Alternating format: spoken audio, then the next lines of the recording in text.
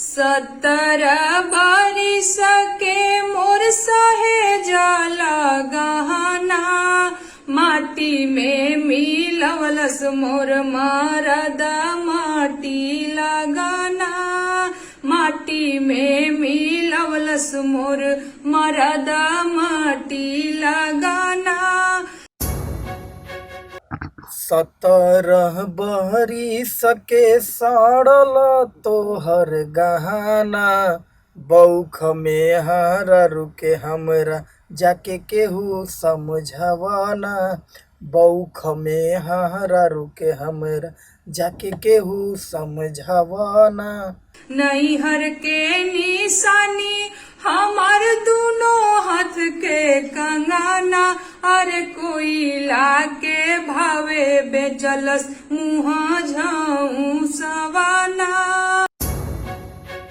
कंगना दिहनी पॉलिश क के बनावेला सुहावाना, आ बुद्धि बैल में हरारू हमर बुझे नाही भावना, बुद्धि बैल में हरारू हमर बुझे नाही भावना।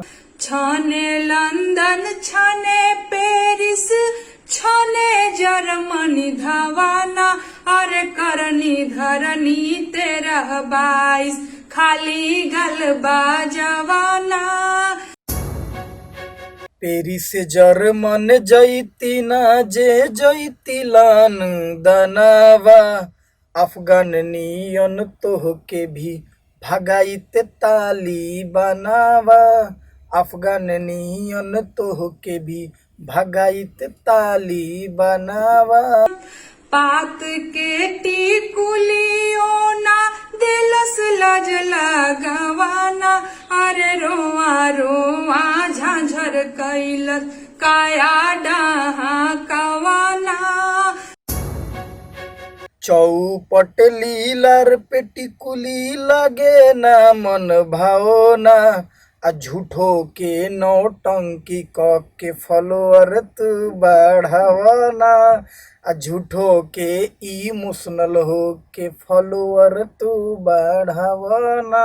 फैशन में चूर चोटी दाढ़िया बढ़ावाना, अरे सलीमा के हीरो जैसन फोटो खींचवाना।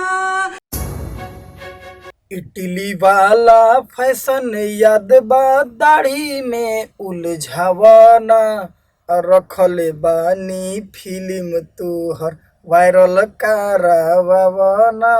पीह घोट के रखले बानी जहिया होई समाना, अरे चैला चलैबो बेलना पवाना।